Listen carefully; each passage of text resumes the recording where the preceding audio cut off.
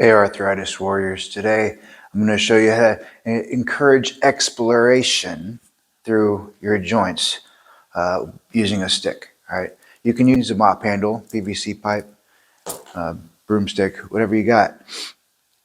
But this is not intended to be a class. This is just me giving you ideas to encourage exploration, to facilitate movement through our joints, because movement is medicine and we need to keep our bodies moving. So let's start from the ground up. I'm going to start with the feet. I'm going to hold this stick out in front of me. I'm going to bring my feet a little bit wider than hips width. I'm going to stick my hips back and put a slight bend in the knees, kind of an athletic stance. It's called a horse stance. And I'm going to stack my hands. We'll start with the left over right. And I'm driving that stick into the ground, maybe 10 or 15% effort, just that I feel my shoulder blades driving down behind me.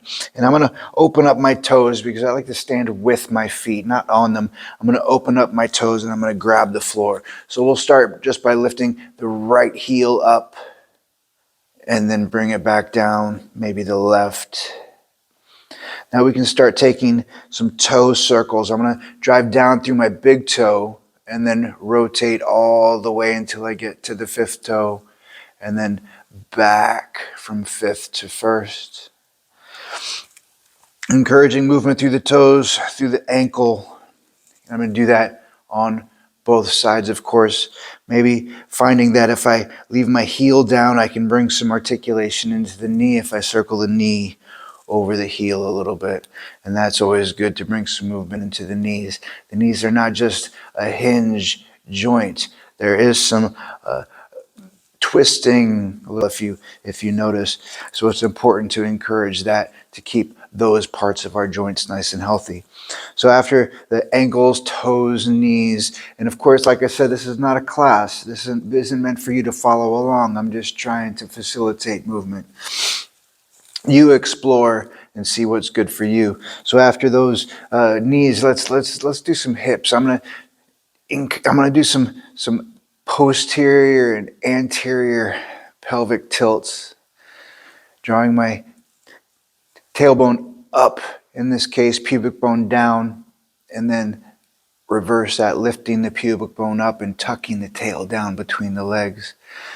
Anterior, posterior, finding, encouraging, facilitating all of that movement in the pelvic girdle. And then you can also go left and right, some hip circles if that feels good, of course, because we're exploring. We're trying to see what feels good in our bodies. After the hips, let's go up to the spine a little bit. I'm going to take this in front of me, and I've got that same athletic horse stance, and I'm going to press the stick together. Let's start by squeezing the stick together. Not like super tight, but I'm trying to make it shorter if that were possible, right? And I'm going to start twisting, keeping my hips and my eyes fixed front so that I'm just using the thoracic spine. And then after that, we can maybe bring eyes and hips into it. Great. Now, after we do those twists, and of course, hang out there as long as you want, we can start doing some swimmers, finding some movement in the shoulders. I'm still pressing that stick together, squeezing it like I'm trying to make it shorter, and I'm going in an overhand stroke here, trying to keep my chest up, my hips square. But of course, if it feels good to move like this, then move like that. And then we can go backstroke. And of course, if you're starting out right here, this is where you want to start. But eventually, the more you move your joints, the more you explore different ranges of motion, and the better it's going to feel, the more range of motion you're going to get. So after the spine and the shoulders, we could do a little bit of wrists and elbows. So I'm going to hold this stick in front of me, and I'm going to start by propellering the stick, keeping my thumb and my pinky wrapped, taking it to whatever my end range might be today. It could be different from what it was yesterday, and that's okay. But I do want to try and keep this. If I need to use my other hand here, I can. Or maybe I want to bring my elbow in if that stick is too heavy.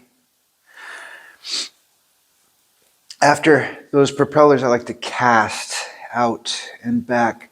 Again, keeping the thumb and the pinky wrapped, working within your range of motion, finding the extent or the end range that you have today, not putting any kind of expectation on what that end range is supposed to be.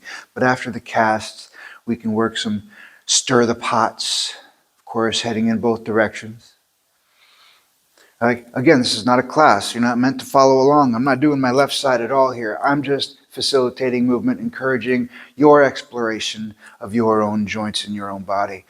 So after our wrists and elbows and shoulders and spine, let's get into the neck, because the neck is super important with all of the forward pronation of the shoulders and everything as we're on our keyboards and smartphones and stuff like that.